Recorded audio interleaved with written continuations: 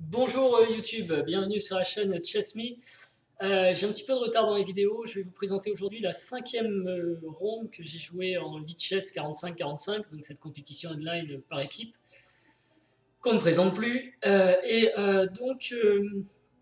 la cinquième ronde. À ce stade, j'ai joué 4 parties avec 3 victoires et une nulle, face à des joueurs du moyen elo de 2150 à peu près. Voilà. Donc là, pour la cinquième ronde, je rencontre Razorboy, classé 2153 sur Lichess avec les blancs. Je vais faire un format plus court, donc peut-être ce sera un peu moins fouillé que d'habitude, mais bon. Donc pour l'ouverture, j'ai joué 4, on est parti sur une sicilienne. Donc je m'installe au centre, il prend mon pion. Par G6, les noirs introduisent un dragon, sicilienne du dragon. Cavalier C3, développement normal. Fou G6. Fou G7, pardon. Alors attendez, j'essaie de me débrouiller avec les fenêtres, parce que c'est pas exactement j'ai des courants d'air, on va dire. Voilà. Revenons-en à la situation. Là, je joue Fou E3. Bon, tout ça sont des coups très classiques, et cavalier F6. Fou C4 qui développe le fou. Petit roc. Fou B3 qui met le fou à l'abri. D6. F3, donc c'est un coup très très classique aussi. Donc là, on est vraiment. C'est une partie qui a été jouée des centaines de fois, hein, sinon des milliers de fois. Fou D7, Dame D2. Donc l'idée des blancs est simple, hein, on l'a déjà vu d'ailleurs dans une autre analyse, c'est de jouer fou H6 pour dégager le fou G6 qui est gênant, fou G7 qui est gênant, et de pousser le pion H pour ouvrir la colonne H et de se retrouver avec en fait la dame plus la tour à l'attaque du pion H7. Un plan simple pour les blancs, et pour les noirs, il va s'agir d'attaquer sur la colonne C qui est ouverte et essayer de faire la même. Voilà. Dame A5, donc c'est un coup assez brutal, intéressant,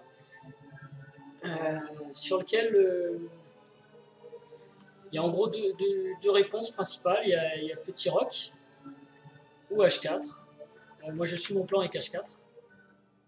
Dans cette partie, hein, et les noirs répondent par H5, donc ils bloquent le plan blanc et ils empêchent l'ouverture de la colonne H. Donc là maintenant il n'est plus possible pour les blancs d'aller faire H5. Il faut quand même que je mette mon roi à l'abri, qui l'est pour l'instant pas, donc petit roc.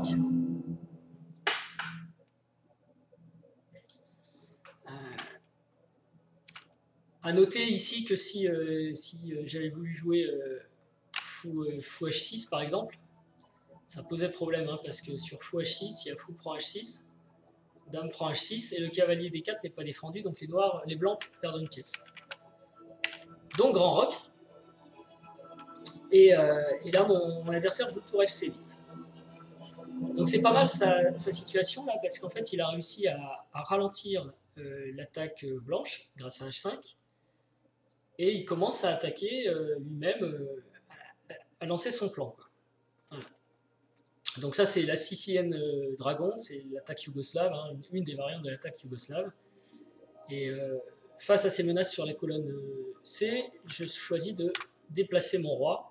C'est un coup qui est souvent utile dans les siciliennes avec le grand roc. Voilà. Et là, mon adversaire joue cavalier E5. Encore un coup connu. Et je réponds quasiment par cœur. Fou G5. L'idée de Fou G5, en fait, c'est que déjà le cavalier F6 est un petit peu embêté parce qu'il est lié maintenant à la défense du pion E7. Si le cavalier bouge, le pion E7 tombe. Et par ailleurs, les blancs peuvent avoir des idées de jouer cavalier D5 dans certaines variantes pour justement avoir une double attaque sur ce pion. Voilà. Et on est très tôt dans l'ouverture. Ici, on va dire un coup normal, ce serait E6. Hein. E6. Après quoi, pour justement libérer ce petit problème sur la case E7, après quoi les blancs pourraient continuer leur attaque, soit par F4, soit par cavalier D, E2 par exemple, avec l'idée de venir se replacer aussi sur F4 euh, pour, relancer l'attaque vers le petit roc noir. Voilà. Mais mon adversaire joue pas ce coup, on va dire, classique. Il joue un coup plus douteux, mais qui, je crois, vous intéressera. Il se lance tout de suite sur le thématique tour prend C3. Alors tour prend C3, c'est un coup effectivement classique dans les Siciliennes et les dragons. La tour vient en C8 pour ça en fait. Mais là on est très tôt dans l'ouverture, on est au 14e coup, et il y a quand même pas mal de ressources de défense pour les blancs.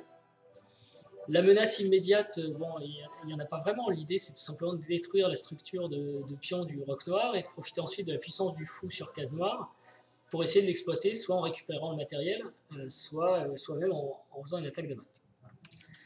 Donc je choisis de prendre avec la dame pour proposer immédiatement l'échange des dames, en fait, compte tenu du fait que je gagne une qualité, accepté par mon adversaire. Du reste, il n'avait pas vraiment d'autre solution, hein, parce que s'il ne veut pas... s'il ne veut pas échanger les dames, alors sa propre dame ne va pas être super bien placée, il va falloir qu'il recule en A6. Et déjà, son attaque s'essouffle en quelque sorte. Dame prend, pion prend. Et mon adversaire joue non pas comme je l'attendais, tour C8, pardon, mais A5. A5, c'est déjà un coup qui montre quand même qu'il se passe des choses, parce que la menace directe, c'est évidemment de pousser à A4, et ce fou est en l'air. Donc il faut trouver une case de fuite pour le fou. Pour ça, il y a plusieurs possibilités en fait. On peut jouer déjà, on peut déplacer le fou en... Pardon. On peut déplacer le fou en D5. On peut jouer à 4 ou on peut jouer à 3. Sur fou D5, il y avait tour C8 qui pouvait attaquer mon pion. Donc le roi vient en B2 pour défendre. Cavalier C4, échec. Fou prend C4, tour prend C4. Okay, et la partie n'est pas forcément claire parce que j'ai perdu en quelque sorte ma paire de fous. Et les noirs ont la paire de fous, ils ont une qualité de moins, mais franchement je trouve que la position n'est pas claire. Donc j'étais pas convaincu par ça, et je me suis dit, dans la mesure du possible, si je peux garder ma paire de fous, c'est pas plus mal. Donc après il y a deux coups, A3 ou A4. A3, c'est un coup intéressant, parce qu'après A3, on peut estimer que les noirs ont poussé à 4. Le fou recule sur la dernière case si je ne veux pas le donner en D5, possible. Tour C8 attaque le pion, le roi vient défendre. Cavalier C4 échec. Alors on peut tenter peut-être une répétition de coups avec roi B1 par exemple, ou alors fou prend si on ne veut pas faire nul, tour prend, donc on a à nouveau perdu la paire de fous. Et la position est globalement légèrement avantageuse pour les blancs à cause du matériel. Mais ça va être difficile à concrétiser. Néanmoins, bon, je pense que là, les blancs sont quand même pas mal. Et le troisième coup, pardon, celui que j'ai joué, c'est A4, qui n'est pas forcément le meilleur. Tour C8, toujours, vient attaquer le pion C3. Et là, je me suis rendu compte que si je jouais roi B2, qui est au passage un coup apprécié par l'ordinateur, il y avait cavalier échec. Je me recule si je ne veux pas donner ma paire de fous. Et cavalier B6 vient prendre en fait le pion A4, puisque on se retrouve ici avec deux attaques. Donc cette situation qu'on n'est pas non plus. Même si peut-être le meilleur coup ici c'est de jouer fou prend C4, mais j'avais pas envie de donner la paire de fous, je me suis dit c'est un avantage intéressant. Effectivement, on retombe avec fou prend C4 dans les schémas évoqués précédemment un petit peu, hein, fou prend, tour prend, et on peut même monter roi B3, mais encore il y a tour prend A4. Donc les noirs récupèrent un pion, mais après tour A1, normalement on échange tout, et les blancs n'ont plus vraiment de problème. Donc cette situation est sûrement favorable aux blancs. Bon. Voilà, mais j'ai pas vu ça. Sur A4, je voulais conserver mon pion, je voulais pas que le pion A4 tombe, donc enfin plutôt sur tour C8, je voulais pas que mon pion A4 tombe, et donc je me suis dit, quitte à perdre un pion, autant rendre le pion C3 qui est pas ultra beau, hein, c'est le pion doublé. Donc j'ai joué cavalier B5. L'idée de cavalier B5, c'est pas forcément mauvais, hein, c'est que ça Si fou prend, pion prend en fait. Tour prend, ok, on a rendu le pion, mais au passage, on n'a plus de pion doublé. Le pion A4 est revenu un petit peu se rapprocher du pion C, donc à nouveau, on a des pions qui vont être liés et pas isolés, même s'ils sont un peu éparpillés. Et on a ramassé la paire de fous noirs. Donc j'aimais bien ce fou cavalier B5. Mon adversaire a dû aimer aussi et il l'a pas pris. Au lieu de ça, il a joué roi F8. L'idée de roi F8, c'est évidemment de défendre le pion E7, donc ça sous-entend que le cavalier F6 va s'en aller. Et si le cavalier F6 s'en va, c'est peut-être pour jouer D5, pour se libérer. Cavalier H7 pour me repousser, cavalier E8, cavalier C7, enfin, il y a plusieurs possibilités. Mais en tout cas, ce coup est clairement un coup qui doit libérer le cavalier de la protection du pion E7.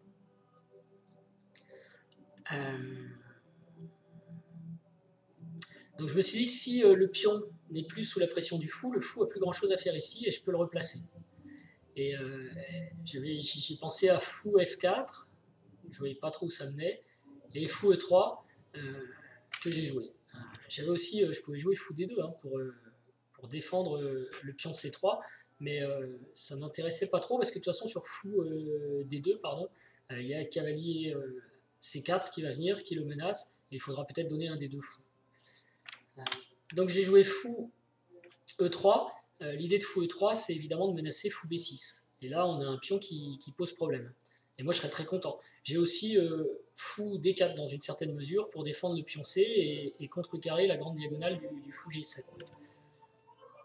Donc c'est un coup multifonction, fou E3, qui n'était pas forcément le meilleur. A priori, dans cette position, je pouvais jouer cavalier A7, tour C7 et fou E3 ensuite, avec une menace encore plus forte sur B6. Cavalier C4 était presque forcé et mon fou arrive en D4 tranquillement. Cavalier C4 est forcé pour défendre tout simplement, pour empêcher le coup fou B6. Et si à ce stade, si on fait fou prend C4, c'est tour prend C4, donc fou B6 arrive avec moins de force. Il y a tour prend A4 derrière par exemple. Voilà. Donc ça c'était peut-être mieux, cavalier A7, mais j'avoue que je l'ai pas vu pendant la partie où ça me menait réellement. Donc fou E3, mon adversaire a joué cavalier C4. Donc cavalier C4 menace mon fou, défend la case B6. Donc je suis bien obligé de me rendre compte que ce cavalier devient gênant. Il peut aussi essayer de faire des répétitions. Ah non, il ne peut pas aller en A3. Par contre, il pourra peut-être sauter en B6, lui après un tour C6 par exemple. Enfin, en tout cas, c'est un cavalier qui est bien placé et qui me pose des problèmes. Donc finalement, je me résous à l'enlever au prix de ma paire de fous. Mais je préfère garder, bien entendu, le fou de case noire pour discuter avec le fou G7. Donc je fais fou prend, tour prend. Puis j'ai vu une pointe tactique aussi à ce moment-là, qui me permet de me libérer. Parce que a priori, ce pion maintenant est sous la menace directe de la tour. Mais j'ai vu la suite tour D4, qui défend le pion A4. Et je pensais que je pouvais m'en sortir comme ça. Mon adversaire donc décide a une bonne ressource aussi, il peut défendre sa tour avec fou prend B5, qui supprime la défense du pion C3. Donc maintenant je suis obligé de reprendre, et évidemment j'ai le pion C3 qui tombe. Je me suis dit c'est pas très grave, j'atteins un petit peu le but que je m'étais fixé en jouant cavalier B5, c'est-à-dire lier ces deux pions. Ok. Avoir peut-être une cible sur le pion A5 s'il devient faible, même s'il est passé, il pourra peut-être pas aller très très loin tout seul. Et a priori, la pression contre mon roi est moins forte, donc je devrais pouvoir m'en sortir. Et puis j'avais vu aussi que j'avais la possibilité de jouer en fin de variante fou D2, avec l'idée d'aller recapturer le pion A5. Donc sur tour prend C3, malheureusement, fou D2 ne marche pas. Ça, je l'ai vu qu'à ce moment-là, et c'est toute l'idée, si vous voulez, de fou prend C4 qui s'écroule pour moi, parce que si je joue en fait à ce stade fou D2, eh bien, il y a l'excellent coup de tour C5 qui menace aussi un pion qui est tout seul, qui est tout seul perdu dans la nature. Et donc là, par contre, ça marche plus parce que si après ça je joue fou prend A5, il y a tour prend échec. Fou B4 est forcé. Et ensuite,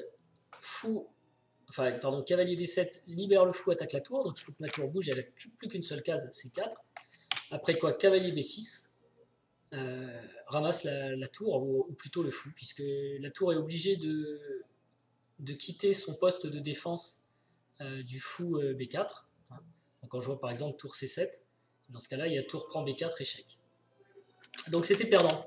Et je m'en suis rendu compte. Alors, si vous voulez, quand j'ai joué ici, fou prend C4, j'avais calculé la variante fou D2, fou prend A5, mais j'avais pas du tout vu la possibilité qui s'offre maintenant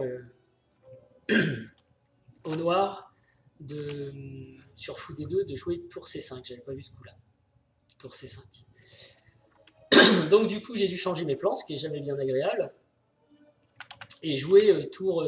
pardon. C'était là plutôt. Et jouer tour D3. Donc sur tour D3, là j'ai mis des flèches qui n'ont... Je les ai pas mises au bon moment. Voilà. Tour D3, mon adversaire choisit de remonter d'un cran et de renouveler ses menaces en quelque sorte. La menace tour B4 échec. Alors ici j'avais plusieurs possibilités. J'avais C3, qui peut être un petit peu dangereux. Tour A3, tour A3 ou tour B3. C3, on peut regarder tout de suite sur C3 ce qui se passe. Il va y avoir cavalier D7, donc on se retrouve avec deux attaques sur le pion C3.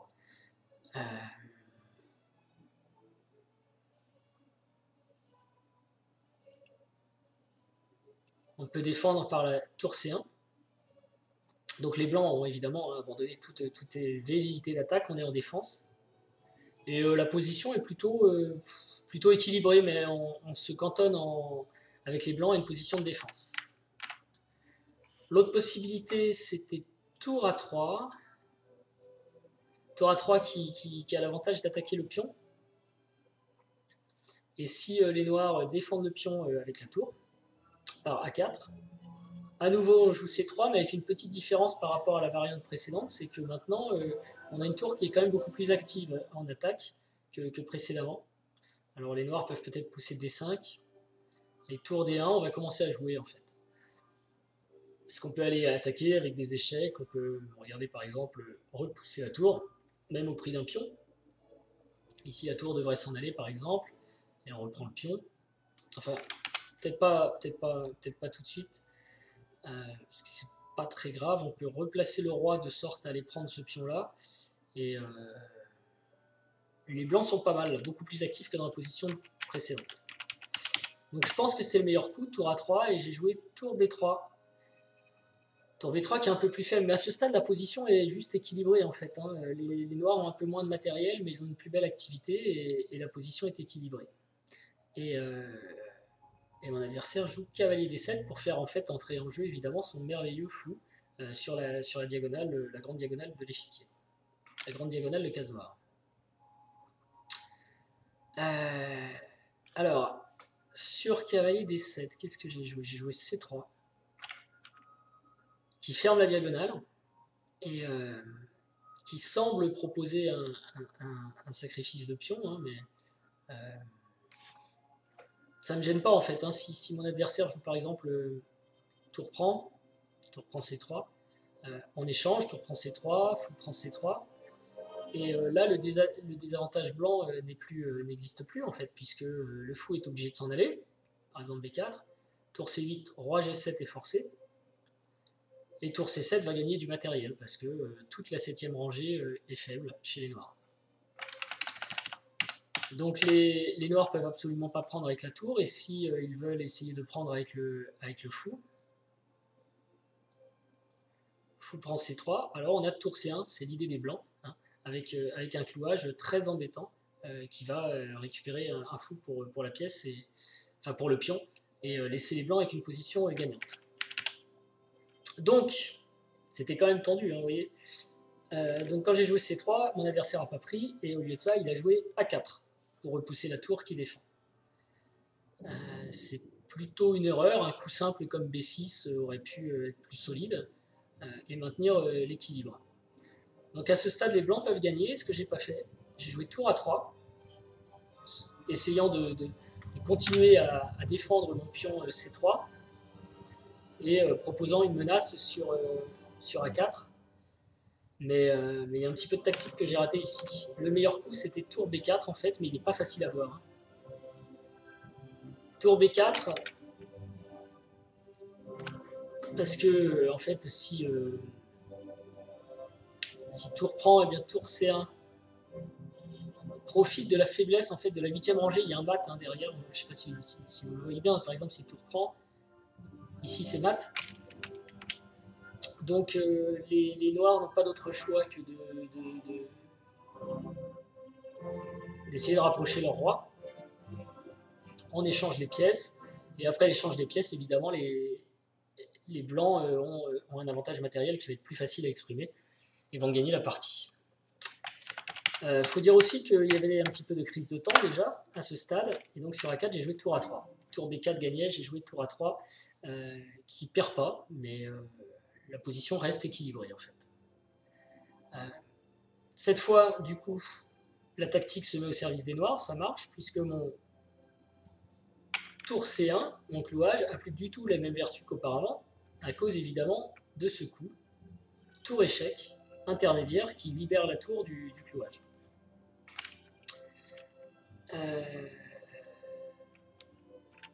En fait, ici, tour C1 était une faute. Hein. Il fallait se résigner à jouer tour A2 et à défendre la position tant que faire se peut. Là, par contre, c'est une faute qui perd du matériel. Donc, tour B4, échec, bien joué. Roi A2, c'est pas forcément génial. J'avais peur de jouer roi C2 parce que je pensais que mon roi serait plus à l'abri en fait ici, dans mes calculs, mais au final, ce ne sera pas le cas. Tour B2, échec. Ok. Roi à un seul coup. Alors qu'évidemment, on voit que si j'avais joué roi C2, là j'aurais fait roi D2 ou roi D3, enfin roi D1 ou roi D3, et j'aurais été beaucoup plus en sécurité finalement. Peut-être, on reprend, je dis des bêtises, parce qu'il y aurait eu fou, attendez, on va regarder ça. Si j'avais joué ici roi C2, tour B2, échec, est toujours possible. Et si roi prend, il y a tour prend B5, donc ça c'est totalement gagnant pour les blancs. Donc il ne faut pas jouer tour B2 ici. Il aurait fallu jouer fou B2. Voilà, c'était ça le truc qui m'embêtait.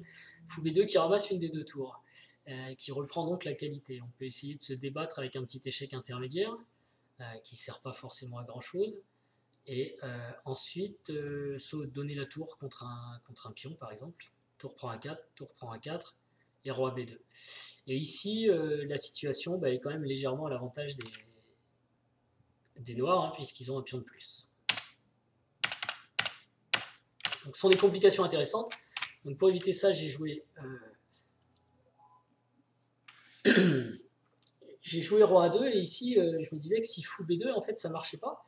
Fou B2 marchait pas puisqu'il y a un tour qui peut sauver avec échec bien sûr. Le roi doit se repousser et ensuite on va nous aussi récupérer du matériel. Donc je pense que par exemple si fou prend F6, roi prend A3, la tour doit bouger, tour B3, on peut prendre le pion. Il prend le fou, on prend le cavalier, et on est dans une relative égalité. Quoi. Il peut y avoir beaucoup d'arnaques, bien sûr, encore dans cette finale de tour, mais déjà matériellement, ça va être égal, hein, puisque les blancs devraient récupérer 2 pions sans trop de difficulté, les noirs devraient en récupérer un. Et puis il y a le pion quand même B5 qui peut faire espérer les blancs. Bon, je vais avancer un peu parce que je suis à 24 minutes. Donc mon adversaire a joué roi B2, vous vous souvenez dans cette position, j'ai joué roi A2. Il joue tour B2, pardon, tour B2 échec. Roi A1 forcé avec une découverte qui fait très très peur. Mais pour l'instant, le fou ne peut pas faire sa découverte parce qu'il est en prise, donc il se recule pour se protéger. Sinon, ici, évidemment, alors je vais arrêter de montrer les variantes, je vais juste faire des petites flèches pour dire. Si tour B4, par exemple, échec, il y a tour prend C3, donc il faut que le fou se mette d'abord à l'abri, ce qui est fait. Ici, c'est difficile de trouver un coup. Il y a fou G5, il y a fou H6 échec, tour C8. J'ai opté pour tour C8 qui n'est pas objectivement le meilleur. Roi G7 et fou G5. L'idée de fou G5, c'est que si la tour bouge pour faire échec, d'accord, ou même plutôt en en B3, il y a fou prend F6, échec. Et donc la tour n'a pas le temps de prendre. Hein. Vous voyez, donc, par exemple, tour C2, puisque j'ai fait la flèche en B3. Alors allons-y. Si tour C2 échec, fou prend F6 échec, force cavalier prend ou roi prend, voilà, et ensuite la tour serait perdue, la tour qui espérait gagner par découverte. Donc ce fou G5 est embêtant hein, pour les blancs, pour les noirs pardon. Et ils auraient dû choisir un coup simple tel que tour prend G2 échec, ça gagne un pion, au moins un pion dans le cadre de cet échec, et ça donne quand même l'avantage aux noirs. Mon adversaire n'a pas fait ce choix, il a joué tour prend B5 qui gagne aussi un pion, mais pas à la base de la chaîne de pions. Et donc, ici, je peux jouer fou échec, roi reprend.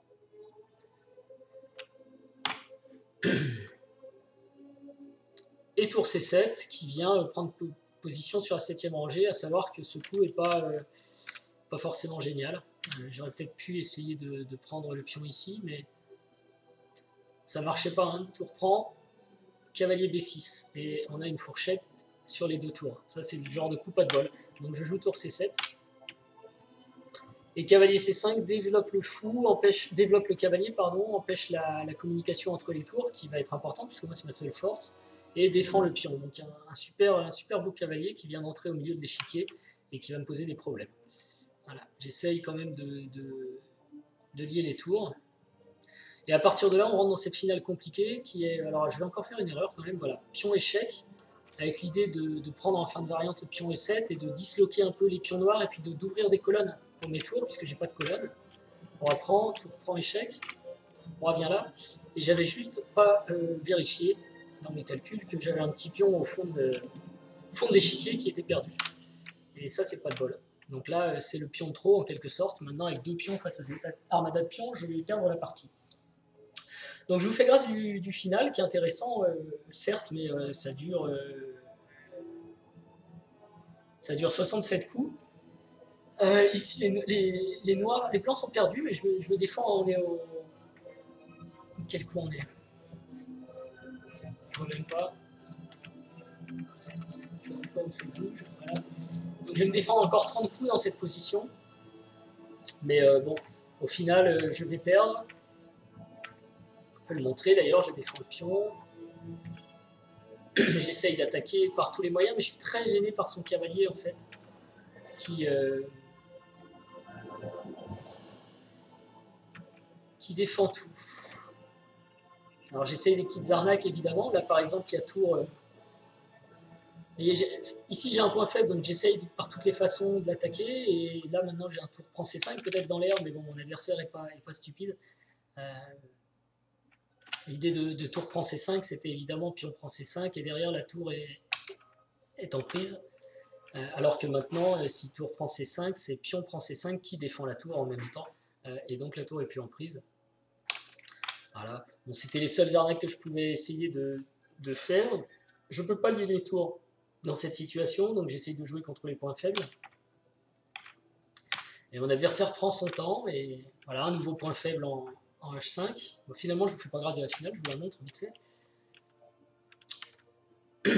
Et je reviens à nouveau à la charge de 6, avec l'idée de peut-être enfin tenter de lier les tours. Dans cette position, curieusement, je ne peux pas lier les tours. Voilà, on essaye de cisailler le roi et les pions faibles, mais mon adversaire défend vraiment bien. Pourtant, j'attaque tout ce qui bouge, mais rien n'y fait. Il défend.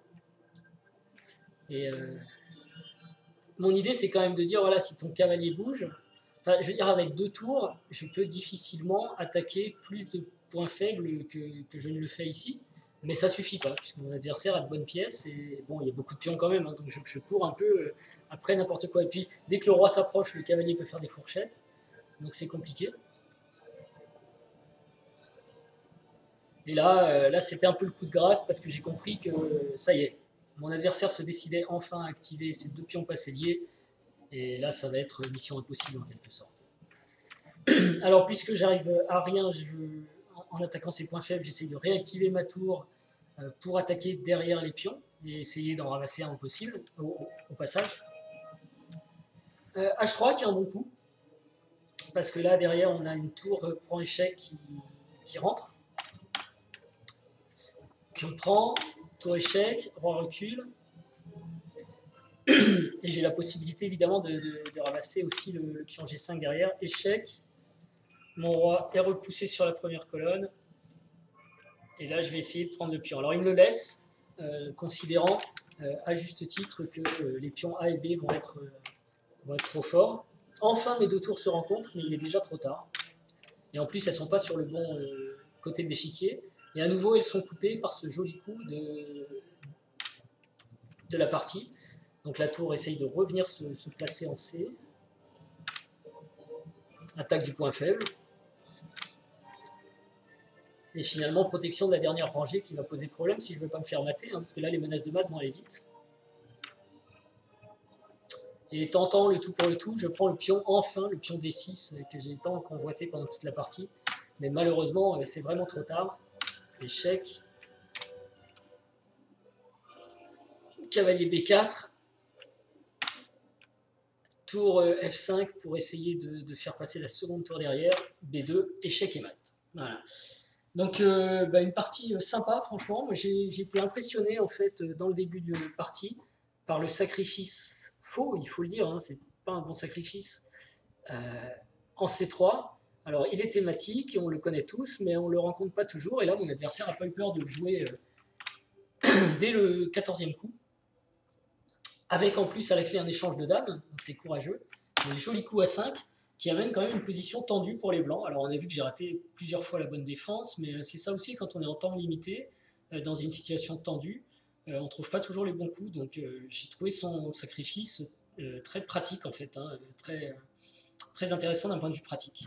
Voilà, donc c'était la 5e ronde, du coup je restais avec 3,5 sur 4, et même si j'ai perdu, j'ai appris beaucoup donc sur le dragon et sur mon répertoire que j'ai modifié pour éviter d'être à nouveau confronté à ce genre de choses.